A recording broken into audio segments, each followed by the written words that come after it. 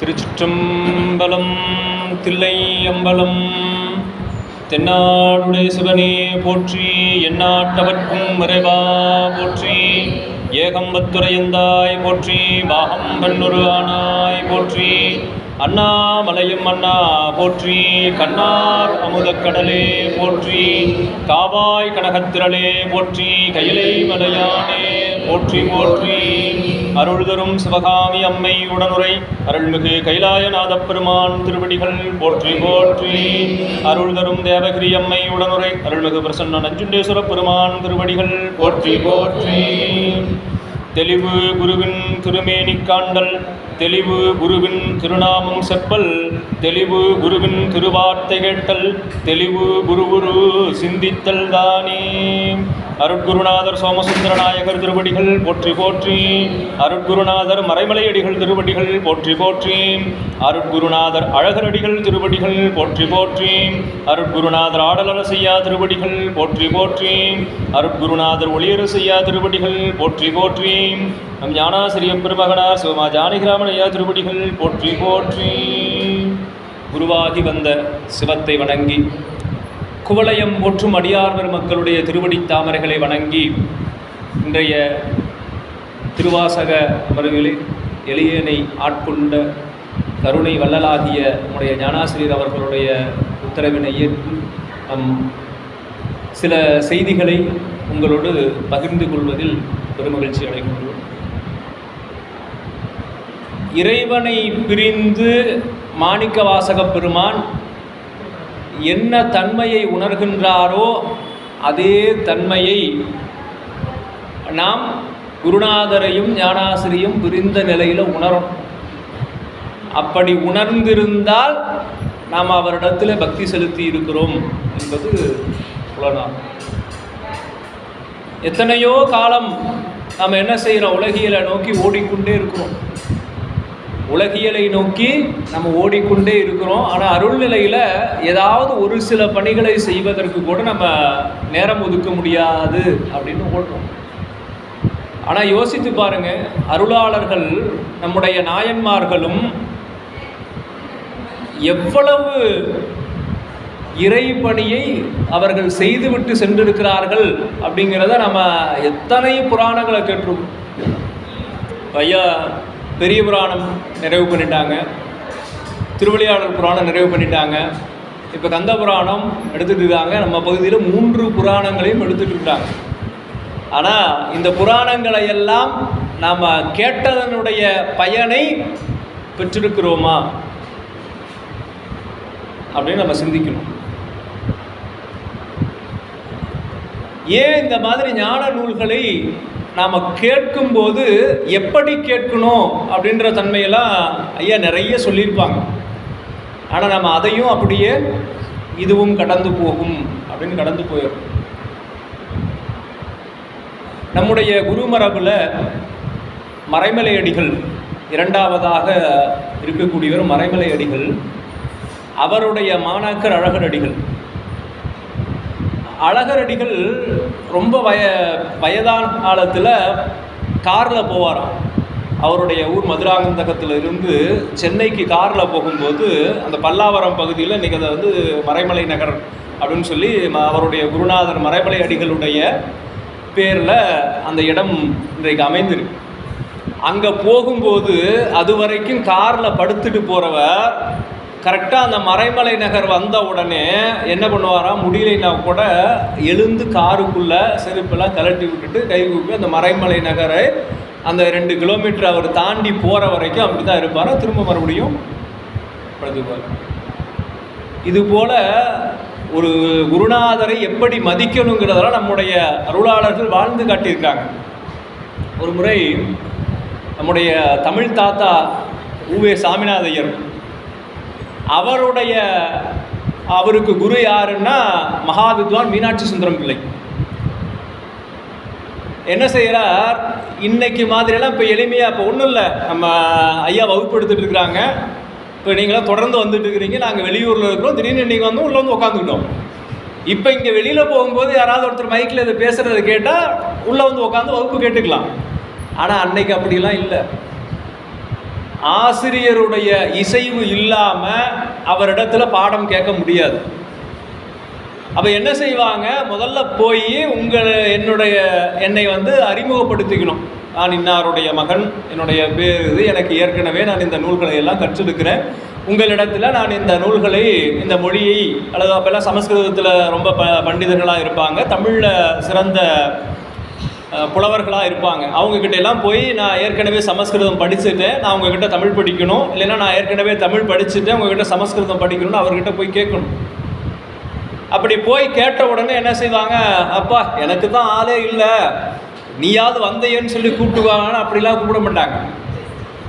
அப்போ என்ன செய்வாங்க, சரிப்பா ஏற்கனவே நிறைய பேர் இருக்காங்க, நீ பிஹெச்டிலாம் பண்ண போனோம்னா தெரியும், ஒரு கைடிட்ட போய் ஐயா நான் உங்களுக்கு கீழே பிஹெச்டி பண்ணணும் அப்படின்னு சொல்லி கேட்டோம்னா, எப்பா வருஷத்துக்கு 4 பேர் தான் சேர்த்துக்கணும், ஏற்கனவே என்கிட்ட 4 பேர் இருக்காங்க, அவங்க பிஹெச்டி டிகிரி வாங்கினா தான் உன்னை சேர்த்துக்க முடியும், நீ வேணா வேற யார்கிட்டயாவது கேட்டுக்கவே அப்படின்னு சொல்லுவாங்க. அப்போ என்ன செய்யும் அப்படின்னா, அந்த மாணவர் மேலே அவர் என்ன தன்மை உடையவர் அப்படிங்கிறத முதல்ல ஆசிரியர் தெரிஞ்சுக்கிட்டு தான் உள்ளே சேர்ப்பாங்க. அப்போ மகாவித்வான் மீனாட்சி சுந்தரம் பிள்ளை அவர்களிடத்துல போய் நம்முடைய உவே சாமிநாத ஐயர் போய் நிற்கிறார். இப்படி உங்களிடத்துல அடியேன் தமிழ் கற்றுக்கொள்ள வந்திருக்கிறேன் அப்படின்னு சொல்லி அவர்களுடைய எல்லாம் சொல்லுவாங்க, அந்த குலம் கோத்திரம் அபிவாதை சொல்றதுன்னு சொல்லி இப்படி காதை பற்றிட்டு குருநாதரிடத்துல இன்ன ரிஷி கோத்திரத்தில் இவருடைய மரபில் வந்தவர்கள் அப்படின்னு சொல்லணும். அப்படி சொல்லி அவர் கேட்ட உடனே என்ன செய்கிறார், அப்படியா சரிப்பா பார்க்கலாம், என்னிடத்துல நிறைய சீடர்கள் இருக்கிறாங்க, பார்க்கலாம் பின்னால் பார்க்கலாம், ஒரு வாரம் கழிச்சு வாங்க அப்படின்னு சொல்கிறார். உடனே என்ன செய்கிறார், திரும்ப போகிறார். மறுபடியும் சரியாக ஒரு வாரம், இன்றைக்கி நம்ம வகுப்பு 6 மணிக்குன்னு சொன்னால் 7 மணிக்கு 7:45 அப்படிலாம் நம்ம வந்து வகுப்பில் உள்ளே நுழைஞ்சிடறோம். ஆனால் அப்போ வந்து என்ன பண்ணணும்னா, ஆசிரியர் வருவதற்கு முன்னால் மாணவர் வந்துக்கணும். சரியாக ஒரு வார காலத்தில் வாங்க அப்படின்னு சொல்கிறாருன்னா அந்த ஒரு வார காலத்தில் திரும்ப வரணும், வந்து ஆசிரியரிடத்தில் மறுபடியும் அறிமுகம் பண்ணிக்கணும். எப்படி முதல் முறை அறிமுகம் பண்ணிவிட்டு அவராக யோசிச்சு, ஆமாம்ல நீங்கள் போன வாரம் வந்தீங்கல்ல அப்படின்னு, ஆமாம் சுவாமி அப்படின்னு சொல்லணும். அப்படி இல்லை அப்படின்னு சொன்னால் என்ன பண்ணணும்னா மெதுவாக தெரிவிக்கணும், போன வாரம் வந்திருந்தேன், நீங்கள் இந்த வாரம் வர சொன்னீங்க, அதனால் வந்திருக்கிறேன், என்ன அரியணை சீடனாக ஏற்றுக்கொள்ளணும்னு கேட்குறாரு. அப்படியா, சரிப்பா பார்க்கலாம், இப்போ தான் இன்னொருத்தர் ரிலீவ் ஆக போகிறார், அந்த இடத்துல உன்னை சேர்த்துக்கிறேன், இன்னும் ஒரு வாரம் கழிச்சு வா. இப்படியே 3-4 முறை போகிறார். 3-4 முறை போனதுக்கப்புறம் தான் சரிப்பா நான் உனக்கு தமிழ் சொல்லித்தரேன், உன் பேர் என்னன்னு கேட்குறாரு. பேர் என்னன்னு கேட்குறதுக்கே எவ்வளோ நாள் ஆச்சு, 4 வாரம் ஆச்சு. பேர் என்னன்னு கேட்குறாரு. அவருடைய பேர் என்னங்க, அல்ல, அவருடைய இயற்பெயர் வெங்கடராமன். உவே சாமிநாத ஐயருடைய பேர் என்னங்க, வெங்கடராமன். அவர் சொன்ன உடனே என்ன சொல்றார், இன்னையிலிருந்து சாமிநாதன். ஏன்னா அப்போது சைவத்தில் இருக்கிறவங்க வைணவ பேரை சொல்ல மாட்டாங்க, வைணவத்தில் இருக்கிறவங்க சைவ பேரை சொல்ல மாட்டாங்க. மகாவித்வான் மீனாட்சி சுந்தரம் பிள்ளை அவர் பேருக்கு கூட வைணவ பேரை சொல்ல மாட்டேன்னு சொல்லி மாணவருக்கு என்ன பேர் வைக்கிறார், சாமிநாத். எத்தனை பேருக்கு அவரோட பேர் இன்னைய வரைக்கும் அந்த சாமிநாதன். சில பேர் என்ன பண்ணுவாங்கன்னா, ஆசிரியர் இருப்பார், பேரை மாற்றிட்டோம்னா, ஏண்டா நான் வச்ச பேரை மாற்றிட்டியே அப்படின்னு கூப்பிட்டு கேட்பாருன்னு ஆசிரியர் நட உடையாக இருக்கிற வரைக்கும் அந்த பேரை வச்சுருப்பாங்க. அவர் படுத்துட்டாருன்னா இனிமேல் அவர் எங்கே நம்மளை கேள்வி கேட்க போகிறார், அதனால் நாம் வேற பேரை வச்சுக்குவோம் அப்படின்னு சொல்லி மாற்றிக்குவாங்க. ஆனால் உவே சாமிநாத ஐயர் அவர் இறக்கின்ற தருவாய் வரைக்கும் எங்கேயும் அந்த பேரை வந்து மாற்றவே இல்லை. அவ்வளோ ஒரு குருபக்தி. அவருடைய குருபக்திக்கு இன்னொரு சான்று, ஒரு முறை உவே சாமிநாத ஐயருடைய வீட்டில் அவர் அந்த ஊஞ்சலில் உட்காந்துருக்கிறார். அப்போல்லாம் இந்த மாதிரியெல்லாம் புத்தகம் வாங்கிறதுக்கு எல்லாருக்கும் வசதி இருக்காது. அது நம்ம நண்பர்கள் நிறைய பேருக்கு தெரியுமா தெரியலையான்னு தெரியல. இன்றைக்கு மாதிரி நினச்ச உடனே புத்தகங்கள்லாம் யாரும் எழுதிட முடியாது, நினச்ச உடனே புத்தகங்கள்லாம் யாரும் வாங்கிட முடியாது. அப்போ என்ன செய்வாராம், உவே சாமிநாதையர் தான் தேடி தேடி நூல்களை எல்லாம் எடுத்து வச்சு பதிப்பிச்சவர். அவர்கிட்ட நிறைய நூல்கள் இருக்கும். அந்த நூல்களை என்ன பண்ணுவாங்க, நாம் இன்றைக்கி லைப்ரரிக்கு யாருமே போகிறதில்ல, எல்லாம் செல்ஃபோன்லேயே வந்துருச்சு. அதையும் நம்ம பார்க்குறது இல்லை, எதையோ பார்த்துட்ருக்குறோம், அதை நம்ம பார்க்கறது இல்லை. அப்போ என்ன செய்கிறார், போய் ஒவ்வொருத்தருக்கும் நான் இந்த தேதியில் இந்த புத்தகத்தை படித்து முடித்து திரும்ப கொடுத்துருவேன் அப்படின்னு சொல்லி ஒரு புத்தகத்தை ஒருத்தர் வாங்கிட்டு போகிறார். உடனே நான் 1 வார காலத்தில் இந்த புத்தகத்தை படித்து விட்டு உங்களிடத்தில் திருப்பி கொடுக்குறேன்னு சொல்லி எழுதி லைப்ரரி மாதிரி அந்த நோட்டில் எழுதி கையெழுத்து போட்டு எடுத்துகிட்டு போயிடுவாங்க. திரும்ப 1 வாரம் கழித்து அந்த நூலை படித்து முடிச்சுட்டு கொண்டு வந்து அவர் இடத்துல கொடுத்துட்டு திரும்ப வேறு நூலை வாங்கிட்டு போவாங்க. இப்படி அது ஒரு ரொட்டேஷன் சொல்கிறாங்க இல்லையா, அது ஒரு சுழற்சி முறையில் அப்படியே ஒவ்வொருவரும் அறிமுகமானவர்களாக வந்து வாங்கிட்டு போவாங்க. அப்படி வாங்கிட்டு போயிட்டு ஒருத்தர் வந்து 1 வாரத்தில் கொடுக்குறேன் அப்படின்னு சொல்லி ஒரு நூலை வாங்கிட்டு போகிறார். 2 மாதம் கழித்து வர்றார். 2 மாதம் கழித்து வந்து நம்ம ஊவே சாமிநாதையர் அப்படியே ஊஞ்சலில் அப்படியே கால் மேலே கால் போட்டுட்டு அப்படியே உட்காந்துருக்கிறார். அப்போ இவர் மெதுவாக தயங்கி வராரு. ஐயா அப்படின்னு சொல்லி பெரியவங்களை பார்க்க வரும்போது எப்படி வரோம் அப்படிங்கிற அப்படி அந்த மரபோடு வந்து பார்க்குறாரு. பார்த்துட்டு என்னப்பா வேணும் அப்படின்னு கேட்குறாரு. சுவாமி, நான் அப்படி ஐயா நான் இந்த நூலை எடுத்துகிட்டு போயிருந்தேன், 1 வார காலத்தில் திருப்பி தரேன்னு சொல்லியிருந்தேன், ஆனால் சூழ்நிலை என்னால் வந்து வர முடியல, 2 மாத காலம் ஆயிடுச்சு, ஐயா பொறுத்துக்கணும் அப்படின்னு சொல்லி கேட்குறாரு. அப்படி கேட்ட உடனே ஊவே சாமிநாதையருக்கு கோபம் வந்துருச்சு. நாம் எல்லாரும் என்ன நினைக்கிறோம் அப்படின்னா, ஒரு ஆசிரியராக இருக்கிறவருக்கு கோபம் வரக்கூடாதுன்னு நினைக்கிறோம். அப்போ ஊவே சாமிநாதர் என்ன பண்ணியிருக்கணும், அப்படியாப்பா, ஐயோ என்னப்பா ஆச்சு, 3 மாதம் ஆச்சு, 2 மாதம் ஆச்சு அப்படின்னு நான் கேட்பார். உடனே என்ன கேட்டார், ஏப்பா உனக்கு கொஞ்சமாவது பொறுப்பு இருக்கா, 1 வாரத்தில் தரேன்னு சொல்லி எடுத்துகிட்டு போனையே, நீ 2 மாதம் கழித்து கொடுத்தா 1 வாரத்துக்கு ஒருத்தர் படிச்சிருந்தா கூட மீதி இருக்கிற 7 வாரத்துக்கு 7 பேர் இந்த நூலை படிச்சிருப்பாங்கல்ல. இன்னைக்கு மாதிரி இன்டர்நெட்டாக உடனே எடுத்த உடனே வாட்ஸ்அப்பில் அனுப்பிச்சா எல்லோரும் கிடக்கடன்னு பார்க்குறதுக்கு, அதையே பல பேர் பார்க்கறது இல்லை. பார்த்துட்டாங்களா இல்லையான்னு தெரிஞ்சுக்கிறதுக்கு ஒரு வணக்கத்தை போடுறது, அதில் நிறைய ஆப்ஷன் கொடுத்துருக்கா, தம்ஸ்அப் போடுறது, வணக்கம் போடுறது, அப்புறம் பூங்கொத்து அனுப்புறது, அதெல்லாம் எதுவுமே அனுப்புறது இல்லை இன்றைக்கும். அவங்க பார்த்துட்டாங்களா இல்லையான்றதே நமக்கு தெரியறது இல்லை. ஆனால் அன்னைக்கு என்ன பண்ணுறோம், நூலை போய் படிச்சுட்டு திரும்ப கொண்டு வந்து கொடுத்துருந்தா 7 பேர் படிச்சிருப்பாங்க. 7 பேருடைய நேரத்தை நீ ஒருத்தனை வீணடிச்சிட்டியே அப்படின்னு அவர் கடிந்து கொள்கிறார். சரி, உன் பேர் என்ன அப்படின்னு கேட்குறார். மீனாட்சி சுந்தரம். அப்படியே டபார்னு அவர் அவ்வளோ வயசானவர் டக்குன்னு ஊஞ்சல்லேருந்து எழுந்திருச்சு. இந்த படத்தில் சொல்லுவாங்க இல்லையா, பேரை கேட்டாலே சும்மா அதிருது இல்லை அப்படின்னு, அந்த பேரை கேட்ட உடனே உள்ள ஒரு மாற்றம் வரணும், ஒரு பதைப்பு வரணும், நம்ம குருநாதருடைய பேராச்சே அப்படின்ற சிந்தனை வரணும். டக்குன்னு ஊஞ்சல்லேருந்து இறங்கினார். அப்படி இறங்கின உடனே முன்னாலேயே சொல்லக்கூடாதா, எங்கள் குருநாதருடைய பேர் வச்சுருக்கேன், உடனே அந்த புத்தகத்தை வாங்கி வழக்கம் என்றும் அன்புடன் எழுதி கையெழுத்து போட்டு நீயே வச்சுக்கோங்க அப்படின்னு சொல்லி அந்த நூலை அந்த மீனாட்சி சுந்தரம் என்கின்ற அந்த அன்பரிடத்தில் கொடுத்துட்டார்.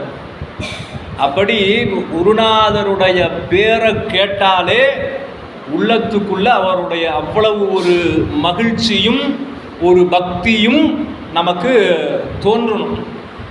அப்படி தோன்றினால்தான் நம்ம பாடம் கேட்டதனுடைய பயனை பெற முடியும். இல்லைன்னு வச்சுக்கோங்க, நாம் பாடம் கேட்டதனுடைய பயனை பெறவே முடியாது.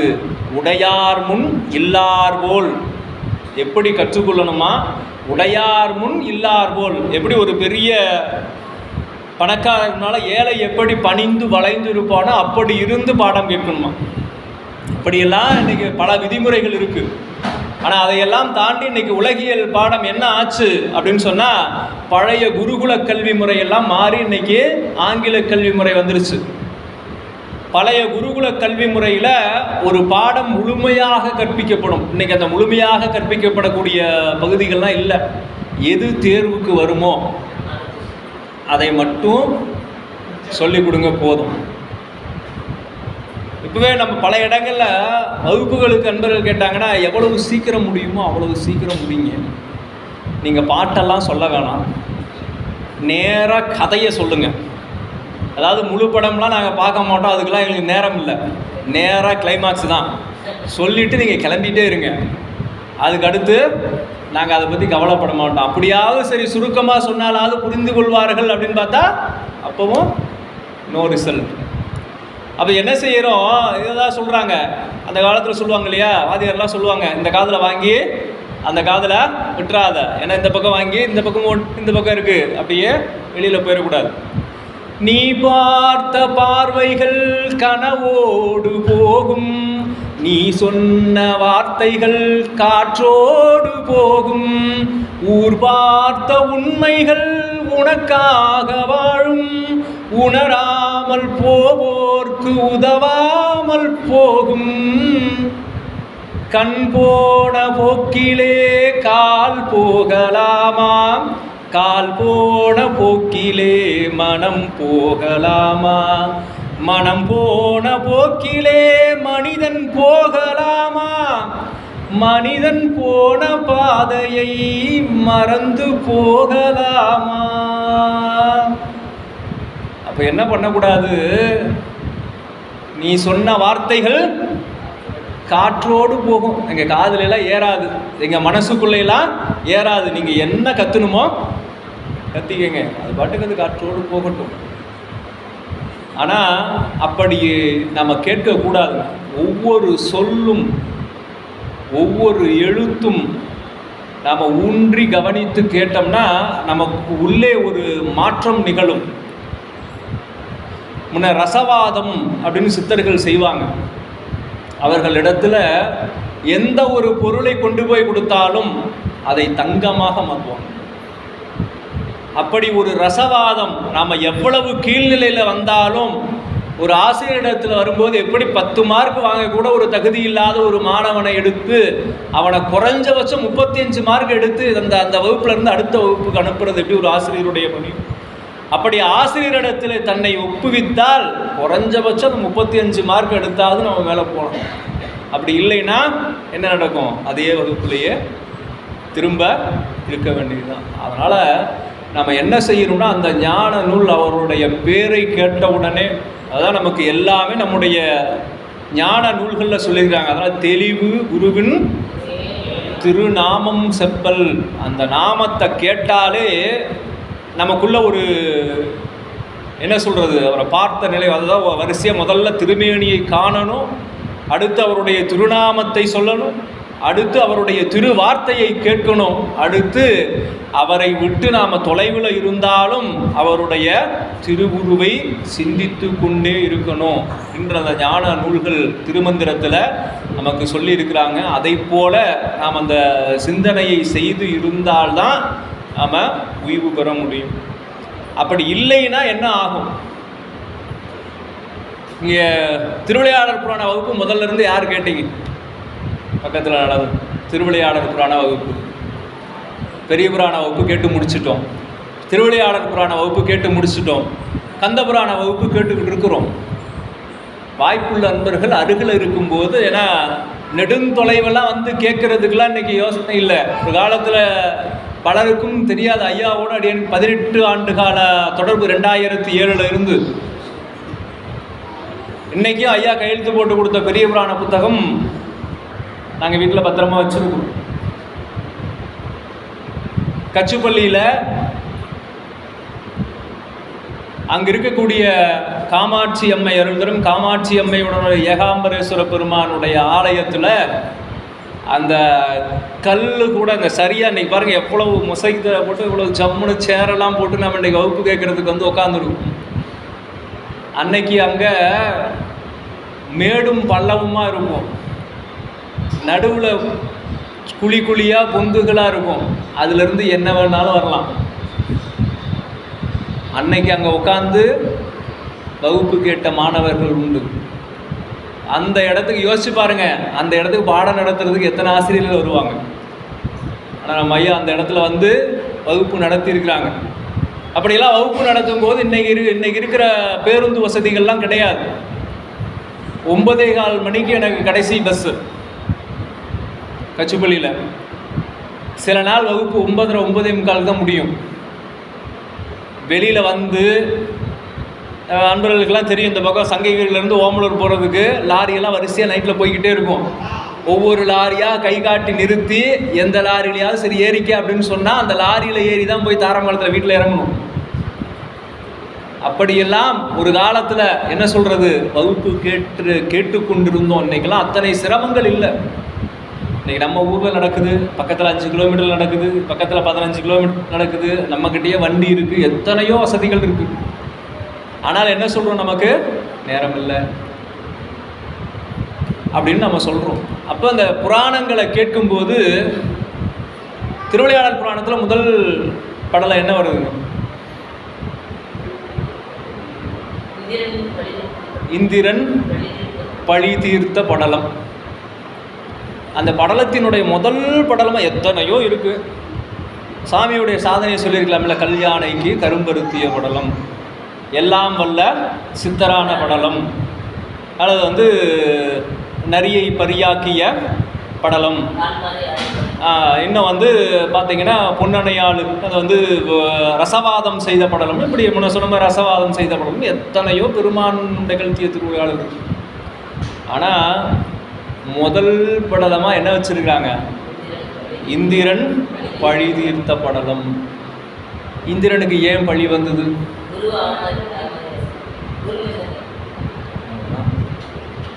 குரு நிந்தை செய்தால் இந்திரன் யாருங்க? பிரம்மன், திருமால், ருத்திரன் என்று சொல்லக்கூடிய மூவருக்கும் அடுத்த நிலையில இருந்து தேவர்களுக்கெல்லாம் தலைவனாக இருந்து நினைத்ததை தரக்கூடிய கற்பக மரத்தையும் காமதேனு பசுவையும் ஐராவதம் என்று சொல்லக்கூடிய வெள்ளை யானையையும் அமராவதி பட்டணத்தையும் தங்கத்தால் ஆகிய நகரமாகிய அமராவதி பட்டணத்தையும் ஒட்டுமொத்த தேவர்களையும் பிரமன், திருமால், ருத்திரன் 3 பேரை தவிர அவர்களுக்கும் மேலாக இருக்கிற சிவபெருமானை தவிர மீதி அத்தனை பேரையும் ஆட்டுவிக்கக்கூடிய இடத்துல இருக்கிறவனுக்கு அவன் என்னங்க பண்ணான்?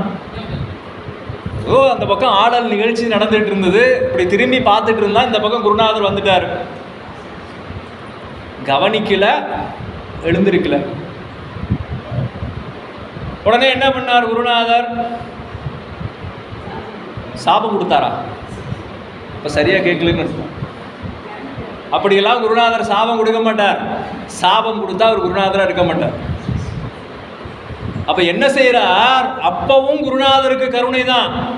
எங்கே மற்றவர்கள் பார்த்து இந்திரனை திட்டிடுவார்களோன்னு அந்த இடத்தை விட்டு நகர்ந்து போயிடுறார். அவன் குருநாதரை மதிக்கவில்லை என்பது மற்றவருக்கு தெரியக்கூடாதுன்னு கிளம்பி போறார்.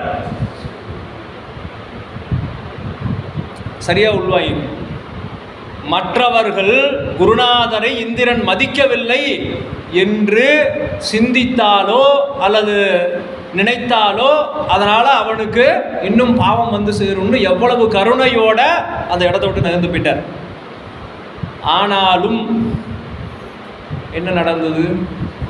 அவன் ஒட்டுமொத்தமாக எல்லாவற்றையும் இழந்து திரும்ப சொக்கநாத பெருமானிடத்துல வந்து பணிந்து வேண்டி அதுக்கப்புறம் அப்பவும் என்ன செய்ய முடியுது? நேராலாம் போக முடியல.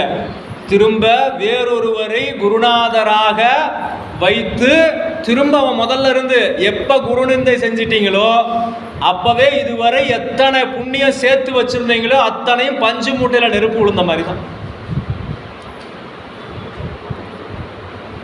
நீங்க எத்தனை நிலைக்கு வேணா போயிருக்கலாம், எவ்வளவு உயரத்துல வேணாலும் இருக்கலாம். அதான் சொல்லிட்டேன், இந்திரனுக்கே அதுதான் நிலைமைன்னா அப்புறம் நம்மளுடைய நிலைமையில யோசிச்சுக்கணும். அப்ப இந்திரனை போல செல்வம் நமக்கு இல்ல, இந்திரனை போல பதவி நமக்கு இல்ல, இந்திரனை போல 33 கோடி தேவர்களும் நமக்கு பணிவிடை செய்ய போறதில்ல. அப்படி இருக்கிறவனுக்கு குருவை நிந்தை செய்தால் என்ன நிலைன்னு தெரிஞ்சுக்கிட்டோம், கேட்டோம். எப்ப முதல்ல கேட்டோம். ஏன் அதை கொண்டு வந்து முதல் படலமா வச்சிருக்கிறாங்க அப்படின்னா, உங்களுக்கு யார் இதை உபதேசிக்கிறார்களோ அவர்களிடத்துல நீங்கள் இந்த மாதிரி நடந்து கொள்ளக்கூடாது என்பதை உங்களுக்கு உணர்த்துவதற்காக தான் முதல் படலத்தில் கொண்டு வந்து இந்திரன் பழி தீர்த்த படலத்தை வச்சிருக்கார். கேட்டோமே, கடைப்பிடிச்சோமா? சரிங்க, அவர் செய்தார், பலனை அடுத்து கந்தபுராணம். கந்தபுராணம் இப்போ வகுப்பு நடந்துட்டு இருக்கு, என்ன படம் தெரியல. அதில் கந்தபுராணத்தில் ஏன் அவர்கள் சூரபத்மனிடத்தில் தேவர்கள் இத்தனை ஆண்டு காலம் அடிமைப்பட்டு கிடக்கிறாங்க, என்ன செய்தார்கள்? தட்சன் செய்த வேள்வி,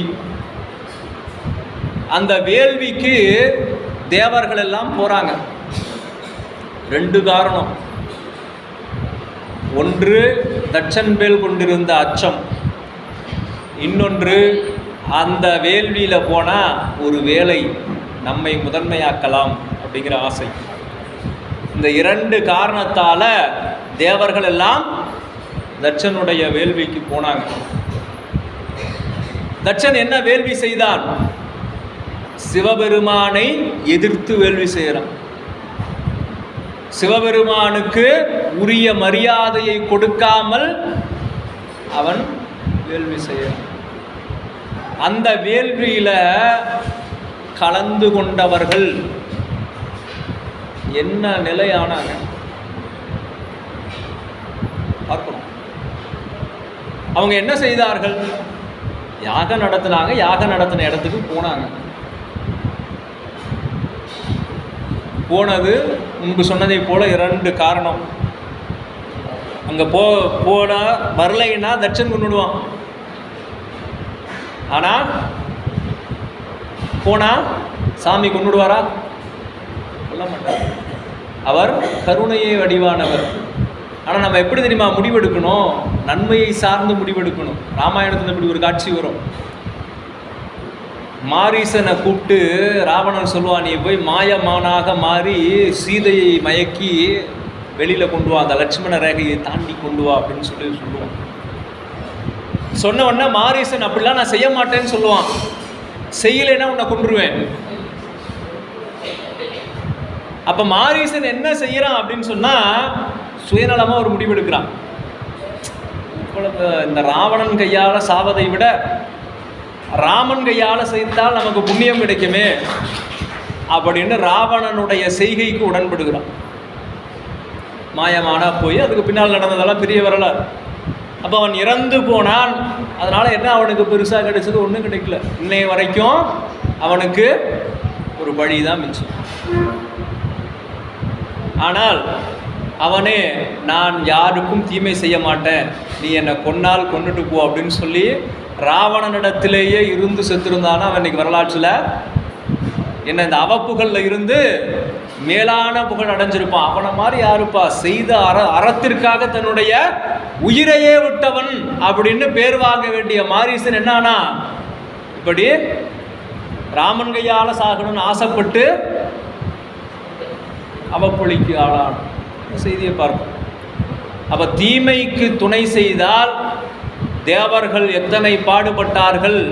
அதுக்கு என்ன கொஞ்சம் நஞ்ச காலமாக என்னங்க ஒரு தப்பு பண்ணிட்டோம், ஒரு பீரியடில் ஆசிரியர் பாடம் நடத்திக்கிட்டு அன்னைக்கு பள்ளிக்கூடத்தில் அந்த காலத்தில் அப்படி இருந்தது. இன்றைக்கெல்லாம் அப்படி சொன்னால் வாத்தியார் வெளியில் போயிட வேண்டியது தான். டேய் வெளியில் போ, நான் இங்கே பேசிகிட்டு இருக்கிற அப்படின்னு சொல்லி வெளியில் நிறுத்திடுவார். இதில் என்ன வேடிக்கை தெரியுங்களா? 2 பேர் 3 பேர் சேர்ந்து பேசிட்டானா 3 பேரையும் வெளியில் ஆசிரியர் நிறுத்திடுவார். நிறுத்திட்டு உள்ள பாடம் நடத்துவார். பாடம் நடத்திட்டு வெளியில் வந்து நின்றுட்டு இருக்கிற 3 பேர்ட்டையும் கேள்வி கேட்பார். 3 பேர்ட்டையும் கேள்வி கேட்பார் நடத்தின பாடத்திலிருந்து. ஏன் அப்படின்னா உன்னை வெளியில் நிற்க வச்சா எதுக்காக வெளியில் நிற்க வச்சேன்? பாடம் கவனிக்கலேன்னு வெளியில் நிற்க வச்சேன். நீ வெளியில் வந்தாலும் என்ன பண்ணணும்? பாடத்தை கவனிக்கணும் அப்படிங்கிறதுக்காக தான் அது. அப்போ வந்து கேள்வி கேட்பார். அப்போ திரும்ப கேட்பாங்களா மாணவர்கள், நீங்கள் தான் வெளியில் போக சொல்லிட்டீங்கல்ல, அப்படி என்ன வந்து கேள்வி கேட்குறீங்க அப்படின்னு கேட்க முடியாது. அப்போ வெளியில் நின்றும் பாடம் கேட்கணும் அப்படிங்கிற சிந்தனை நமக்கு இருக்கணும். அப்படி இருந்தால் தான் நம்மால் உய்வு பெற முடியும். அப்போ இந்திரா தேவர்கள் ஏன் எவ்வளவு காலம் துன்பப்பட்டாங்க? 108 யுகம். ஒரு நாளா 2 நாளா? ஒரே ஒரு யாகத்துக்கு போனது குத்தமாயா? அதுக்கு இத்தனை வருடம் போய் தேவர்கள் கேட்குறாங்க சுவாமிகிட்ட, சுவாமி இப்படி நீங்கள் வந்து நீங்களே தண்டிச்சிருந்தா கூட பரவாயில்ல, வேற ஒருத்தர் கையில், அதுவும் ஒரு அசுரன் கையில போய் நாங்கள் இத்தனை காலம் துன்பப்படணுமா அப்படின்னு கேட்டப்ப இறைவன் என்ன சொல்கிறான்? தவறு செய்தவர்கள், நம்ம சமயம் அதாங்க சொல்லுது, உப்பை தின்றவன் தண்ணீர் குடித்தே ஆக வேண்டும். எதனால் அவர்களுக்கு அத்தனை பெரிய தண்டனை என்று சொன்னால், சிவத்தை மதிக்காதவர்களை, குருவை நிந்தை செய்தவர்களோடு நாம எவ்வகையிலும் தொடரக்கூடாது. அப்படி தொடர்பில் இருந்தோம் என்று சொன்னால், எப்படி சூரபத்மனிடத்திலே தேவர்கள் துன்பப்பட்டார்களோ, என்ன கொஞ்ச நஞ்ச துன்பமா?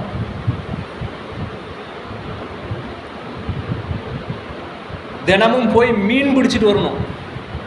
யாரு முன்ன சொன்ன இந்திரன், தினமும் போய் மீன் பிடிச்சிட்டு வரணும்.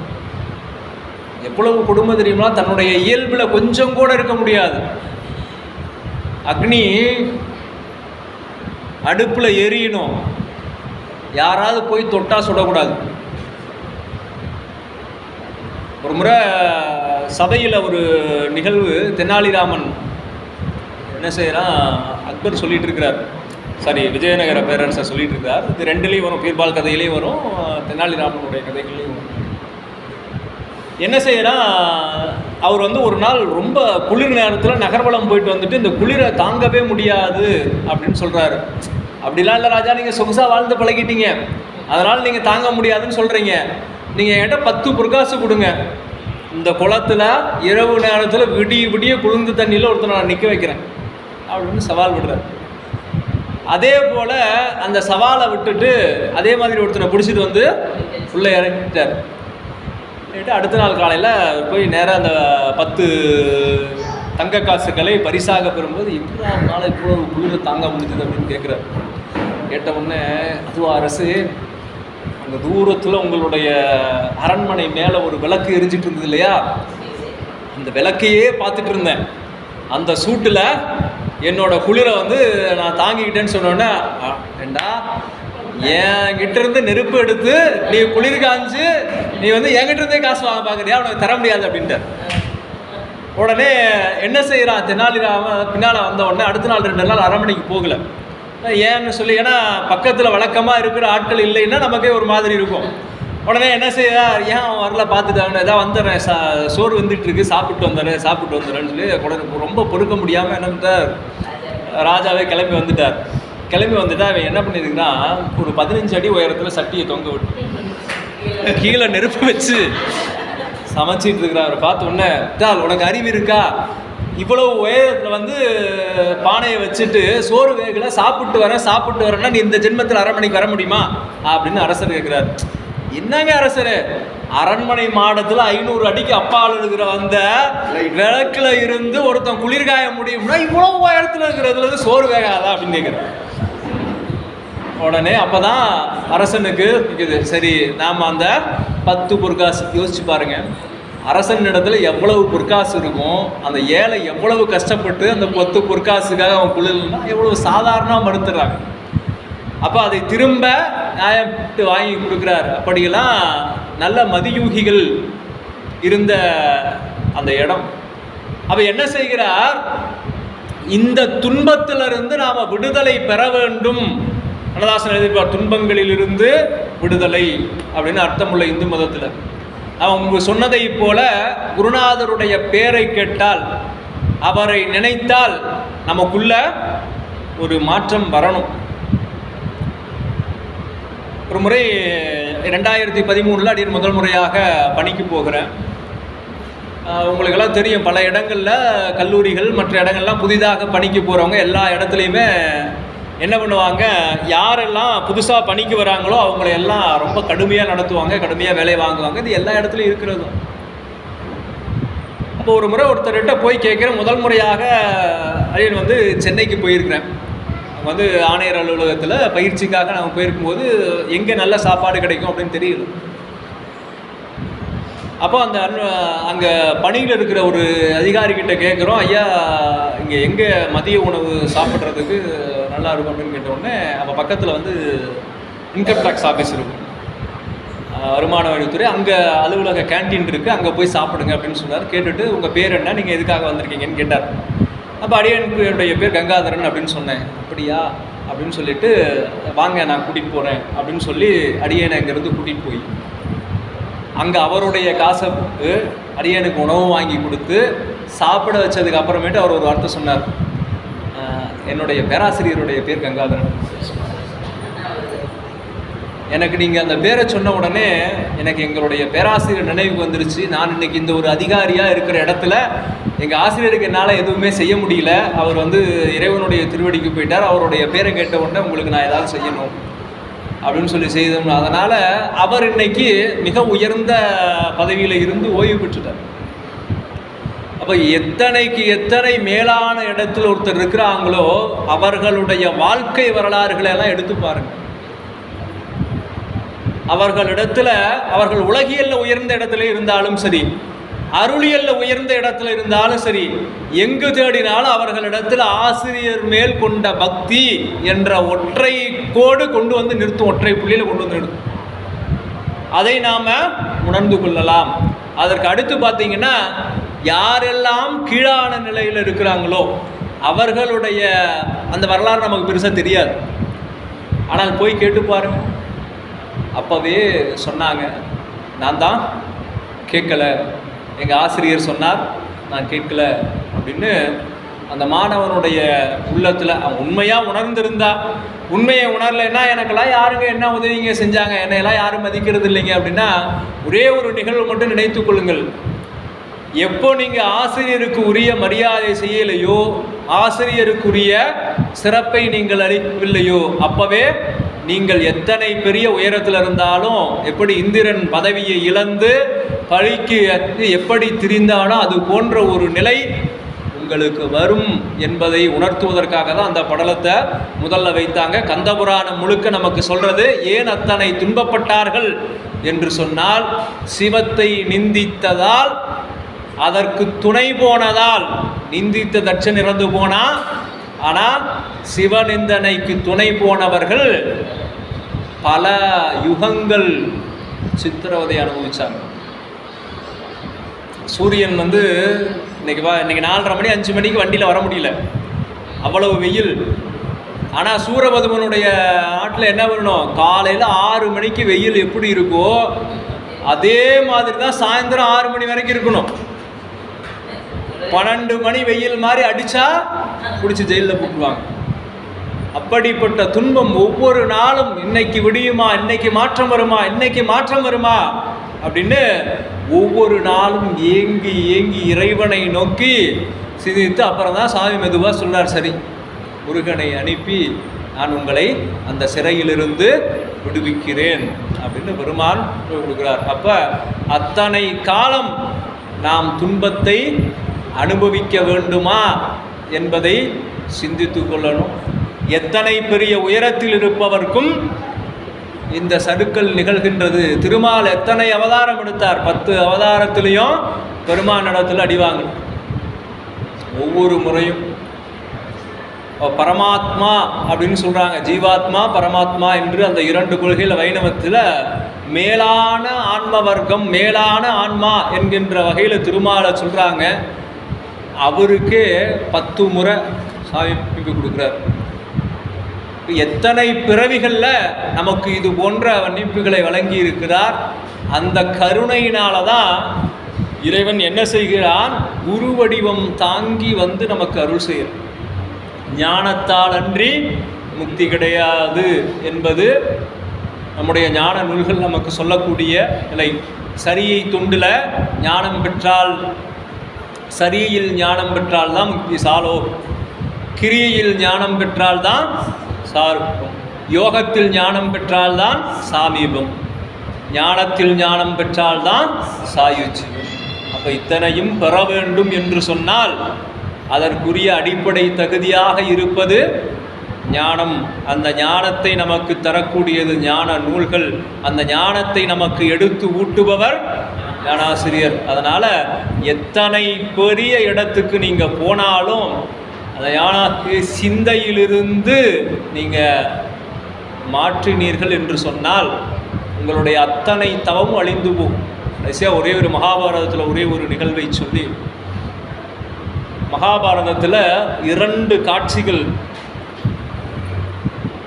துரோணர் 2 பேருக்கு பாடம் நடத்தியிருக்கிறார்.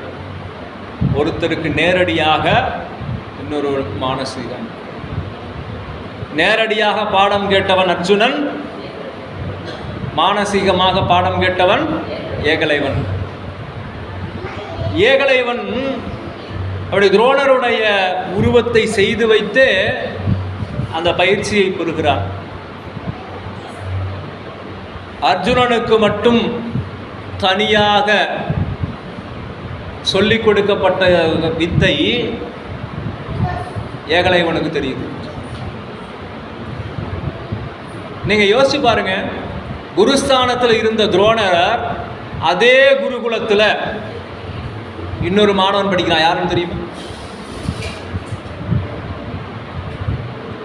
துரோணரோட பையன் அஸ்வத்தாமன்.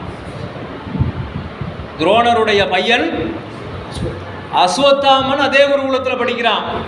ஆனா முதல் மாணவனா இருந்தது யாரு? அர்ஜுனன் தான், அஸ்வத்தாமன் இல்லை. ஆனா இன்னைக்கு இருந்து யோசிச்சு பாருங்க, யார் முதல் மாணவனாக இருந்திருப்பார் அப்படின்னு. அப்ப என்ன செய்கிறார்கள்? அப்படி யாரை முன்னிலையும் படுத்தாமல் அவரவருடைய தகுதியை அறிந்து அந்த தகுதியினுடைய அடிப்படையில தான் முன்னிறுத்துகிறார். அப்ப துரோணர் இடத்துல போய் கேட்கிறார், நாமெல்லாம் இன்னைக்கு என்ன செய்யறோம்? ஏதோ ஒரு சும்மா கொஞ்சமா கொடுத்துட்டு நாம என்னமோ நிறைய கொடுத்த மாதிரி நினைச்சு, இந்த கட்டை விரல் இருக்கு, இந்த கட்டை விரல் இல்லாம ஒரு பணியும் செய்ய முடியாது. நீங்க வேணா ஒரு முயற்சிக்காக இந்த கட்டை விரலை மட்டும் அசைக்காம ஒரு இடத்துல கட்டு போட்டு வச்சு ஏதோ ஒரு வேலை செய்து பாருங்களேன், செய்ய முடியாது. அதுல வில் வித்தைக்கு ரொம்ப ரொம்ப முதன்மையான இந்த கட்டை விரல். இந்த 2 விரல்ல தான் அந்த வில்லை, அம்பை பூட்டி இப்படி இழுக்கணும். எவ்வளவு தூரம் இழுக்கிறோமோ அவ்வளவு தூரம் தான் அந்த அம்பினுடைய வேகம் போய் அந்த இலக்கை தாக்கும். அப்ப அந்த வலதுகை கட்டை விரலை துரோணாச்சாரியார் கேட்கிறார். இதுவாக கேட்கிறார், குரு தட்சணையாக கேட்கிறார். நீங்க குரு தட்சணை கொடுக்கலைன்னா நீங்கள் கற்ற வித்தை எந்த வகையிலும் பயன் தராது. குருவை ஏமாத்துனீங்கன்னா உங்களுடைய வித்தை பலன் தராது. அதுக்கு அடுத்து சான்று சொல்றேன், அதே மகாபாரதத்தில். அப்படியே கை கட்டை விரலை கேட்ட உடனே ஒரு நொடி தாமதிக்கல, உடனே என்ன செய்தான்? அறுத்து ஏகலைவன் கொடுத்துட்டான். அதை இன்னைக்கு யாரும் கேலி பேசுறதுக்காக அந்த கட்டை விரலை கொடுத்தது இல்லை. கண்ணப்பன் கண் கொடுத்ததனால் பேறு பெற்றான், ஏகலைவன் கை விரலை கொடுத்ததனால பேறு பெற்றான். அவன் இறைவனுக்கு கொடுத்தான், இவன் இறைவனுக்கு சமமாக இருந்த குருநாதருக்கு கொடுத்தான். அதனால எவ்வளவு நாளும் அந்த அதற்கு மேல வில்வித்தை வில்ல யோசிச்சு கூட பார்க்க முடியாது. அப்ப அவ்வளவு கஷ்டப்பட்டு அவரிடத்துல நேரடியாக கற்க முடியாமல் மானசீகமாக குருவாக வைத்து அவர் நேரடியாக சொல்லி கொடுக்கின்ற வித்தைகளை எல்லாம் இங்க கத்துக்கணும் அப்படின்னு சொன்னா அவனுக்கு எந்த அளவுக்கு குரு பக்தி இருக்கணும், அந்த குருவினுடைய சிந்தையும் அவனுடைய சிந்தையும் எந்த அளவுக்கு ஒன்றோட ஒன்று தொடர்புல இருந்தா இந்த வித்தை அவனுக்கு பழிச்சிருக்கும். யோசிச்சு பாருங்க. இன்னைக்கு ஆசிரியர் என்ன நினைக்கிறார் அப்படிங்கிறத மாணவன் உணர்ந்து கொள்ளக்கூடிய தன்மையில எத்தனை மாணவர்கள் இருக்கிறோம் அப்படிங்கிறத நாம சிந்தித்துக் கொள்ளணும். அப்படி அந்த ஒரு நிகழ்வு தொடர்புல அவன் அந்த குரு தட்சணையை கொடுத்தான். அடுத்ததாக கர்ணன். கண்ணதாசன் அழகா அந்த பாட்டில் எழுதியிருப்பார். செஞ்சோற்று கடன் தீர்க்க சேராத இடம் சேர்ந்து வஞ்சத்தில் வீழ்ந்தாயடா கர்ணா, வஞ்சகன் கண்ணனடா கர்ணா, வஞ்சகன் கண்ணனடா. எதனால கர்ணன்? கர்ணனுடைய குருபக்தி எவ்வளவு உயர்ந்தது தெரியுமா? பரசுராமரிடத்துல போய் மாணவனாக சேர்ந்திருக்கிறான். அப்போ என்ன செய்கிறார், ஒரு மரத்தடியில் கர்ணனுடைய மடியில் தலை வச்சு பரசுராமர் படுத்திருக்கிறார். அப்படி படுத்திருக்கும் போது இந்திரன் என்ன செய்யறான், அவனுடைய மகன் அர்ஜுனன், அவன் வெற்றி பெறணும்னா கர்ணன் இருக்கக்கூடாது. அப்ப என்ன செய்யறான், இவன் போய் கர்ணனுடைய தொடையில வண்டாக மாறி தொலைக்கிறான். இந்த பக்கம் தொலைச்சு மறுபக்கத்தில் வெளியில வந்துட்டான் வண்டா மாதிரி. இப்போ யோசிச்சு பாருங்க, ஒரு சின்ன கீரல் பட்டு நம்ம எவ்வளவு தூக்கிறோம். தொடையில இந்த பக்கம் நுழைஞ்சு அப்படியே குடைஞ்சு அடுத்த பக்கம் வெளியில வந்துட்டான். அது வரைக்கும் குருநாதர், ஏன்னா தூங்கிட்டு இருக்கிறவங்களுக்கு தெரியும், கொஞ்சோண்டு அசைஞ்சாலும் தூக்கம் கலைஞ்சிரும். அப்ப அத்தனை தூரம் தன்னுடைய குருநாதருடைய தூக்கம் கெட்டுவிடக்கூடாது என்பதற்காக கர்ணன் என்ன செய்யறான், அத்தனையும் பொறுத்து கொள்றான். அப்படி பொறுத்து கொண்டு இருந்தாலும் என்ன செய்ய, உடலினுடைய இயல்பு காயம்பட்டா ரத்தம் வந்துதானே ஆகணும். அப்படி ரத்தம் வெளியேறி பரசுராமர் மேலே படுது. பட்ட உடனே தெரியும், ஈரம் பட்டா உடனே எழுந்திருச்சு பார்க்கிறார், கர்ணனுடைய தொடையிலிருந்து ரத்தம் வந்திருக்கு. பார்க்கிறார், நீ என்னிடத்துல பொய் சொல்லிட்ட, பொய் சொன்னா தண்டனை உண்டு. எப்பவுமே என்ன சொல்லக்கூடாது, நாம பொய் சொல்லக்கூடாது. அதுவும் யாரிடத்தை சொல்லக்கூடாது, குருநாதரிடத்துல சொல்லக்கூடாது. அப்படி சொன்ன உடனே உனக்கு எந்த நேரத்தில் தேவையோ அந்த நேரத்தில் என்னிடத்தில் கற்றுக்கொண்ட வித்தை பயனில்லாமல் போகட்டும் சொல்லிட்டார். இப்போ என்ன செய்கிறார், அப்படி சொன்ன உடனே கர்ணன் சரி சரின்னு வந்து தாவணம். இது எல்லாம் எதற்காக நிகழ்கிறது அப்படின்னா, அதுதான் நம்முடைய வினை கொள்கையில கொண்டு வந்து பெரியோர்கள் நினைக்கிறாங்க. அவன் தீயவர்கள் பக்கம் நின்றதுனால, துரியோதனனை சார்ந்து நின்றதுனால கர்ணனுக்கு இத்தனை இழிவு. இல்லைன்னா அவன் எவ்வளவு பெரிய, அவனை போல தர்மம் செய்தவர்கள் இல்லைன்னு சொல்றாங்க. ஆனால் அவன் இருந்த இடம் என்ன, தீயவர்களுடைய இடம். அந்த இடத்துல இருந்தா, தீமையின் பக்கம் நீங்கள் இருந்தால், நீங்கள் எத்தனை நல்லவர்களாக இருந்தாலும் சரி, எத்தனை வல்லவர்களாக இருந்தாலும் சரி, தீமையின் பக்கம் நிற்கக்கூடாது என்பதை கர்ணனுடைய வரலாறு நமக்கு சொல்லுகின்றது. ஏழையாக இருந்தாலும் ஏகலைவனைப் போல நன்மையின் பக்கம்தான் நாம் நிற்க வேண்டும் என்று சொல்லி, ஆகவே நண்பர்களே, குருநாதரிடத்தும் ஞானாசிரியரிடத்தும் எத்தனை பணிவோடு நாம் இருக்கின்றோமோ அத்தனை நமக்கு உயரம் கிட்டும் என்று சொல்லி, ஆகவே யாரெல்லாம் குருநிந்தை செய்கிறார்களோ அவர்களோடு எவ்வகையிலும் நாம் தொடர்பிலே இருக்கக்கூடாது. தீயாரை காண்பதுவும் தீதே, தீயாரை என்ன சொல்றார், அவையா சொல்றார், தீயார் நல்லாரை காண்பதும் நன்றே, நலமிக்க நல்லார் சொல் கேட்பதும் நன்றே, நல்லாரோடு இணங்கி இருத்ததும் நன்றே என்று சொல்வதைப் போல, தீயாரை காண்பதும் தீதே, தீயார் சொல் கேட்டலும் தீதே, தீயார் குணங்கள் உரைத்தலும் தீதே, தீயாரோடு இணங்கி இருத்தலும் தீதே என்று சொல்லி, அந்த தீமையை செய்து அதனால் வரக்கூடிய பாவத்தை நாம் பெற வேண்டாம் என்று சொல்லி, எப்போதும் நாம் குருபக்தியிலே சிறந்தவர்களாக விளங்குவோம்.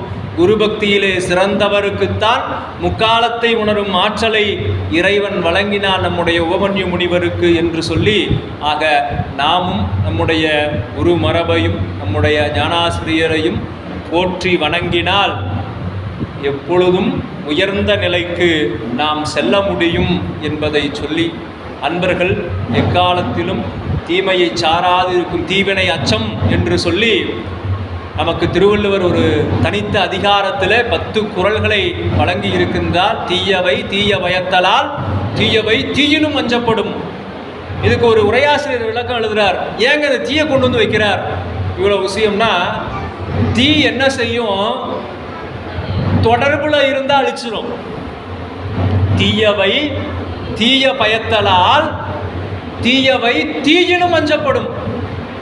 இப்போ என்ன செய்யணும், இப்போ பக்கத்தில் ஒரு நெருப்பு பிடிச்சிருச்சு அப்படின்னு சொன்னால், அது அடுத்தடுத்து பரவும் போது யார் யாரெல்லாம் பக்கத்தில் இருக்கிறாங்களோ அவங்களையெல்லாம் அழிச்சிடும்.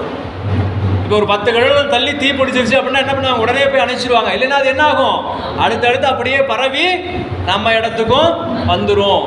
தீயாவது தொடர்பு கொண்டாரை மட்டுமே கொல்லும், அழிக்கும். ஆனால் தீய சிந்தனை உடையவர்களோடு நாம் ஏதாவது ஒரு விதத்தில் தொலைவில் இருந்தாலும் அந்த அவர்களை பற்றி சிந்தித்தால் அந்த தீயவை நம்மையும் வந்து பற்றி கொள்ளும். அப்படின்னுதான் தீயினும் அஞ்சப்படும், தீயை விட கொடுமையாக அஞ்சப்பட வேண்டியவர்கள் அவர்கள் என்று சொல்லி இங்கே நமக்கு சொல்லி இருக்கின்றார் நம்முடைய திருவள்ளுவர் என்று சொல்லி நிறைவாக ஒரு திருக்குறளை சொல்லி, ஓப்பத்தலை கூடி உள்ள பிரிதல் அனைத்தே புலவர் தொழில். எப்போதெல்லாம் ஒரு நல்லவரை காண்கின்றோமோ அப்போதெல்லாம் நம்முடைய மனமும் உடலும் மகிழ்ச்சி அடைந்து மீண்டும் இவரை என்று சந்திக்க போகிறோமோ, என்று அவரோடு இருக்க போகிறோமோ என்று சொல்லி அந்த நினைவோடு அந்த பிரிவை ஆற்றாமையினால் நிற்கின்ற நிகழ்வுதான் நமக்கு மாணிக்கவாசக பெருமான் அருளிய திருவாசகம் என்று சொல்லி அவ்வகையில் இறைவனை கூடியிருந்து பின்னர் இறைவனை பிரிந்த நிலையிலே புலம்பி வருந்தி மீண்டும் இறைவனை அடைந்த மாணிக்கவாசக பெருமானுடைய குருவருளாலும் திருவருளாலும் இன்றைய திருவாச வகுப்பிலே இடையேனும் கலந்து கொள்ளக்கூடிய வாய்ப்பை நல்கிய குருவருளுக்கும் திருவருளுக்கும் மீண்டும் அடியேனுடைய சிரம் தாழ்ந்த வணக்கங்களை தெரிவித்து கொண்டு, ஏதேனும் இந்த உரையிலே சொற்குற்றமோ பொருட்குற்றமோ செய்திருந்தால் அது அடியேனுடைய சிற்றறிவின்பாற்பட்டது என்றும் நிறைகள் இருந்தால் ஞானாசிரியர் பெருமகனா சிவமா ஜானகிராமன் ஐயா அவர்களுடைய அருட்கருணையை சார்ந்தது என்று சொல்லி நல்லதொரு வாய்ப்பிற்கு நன்றி கூறி நிறைவு செய்கின்றோம். திருச்சிற்றம்பலம்.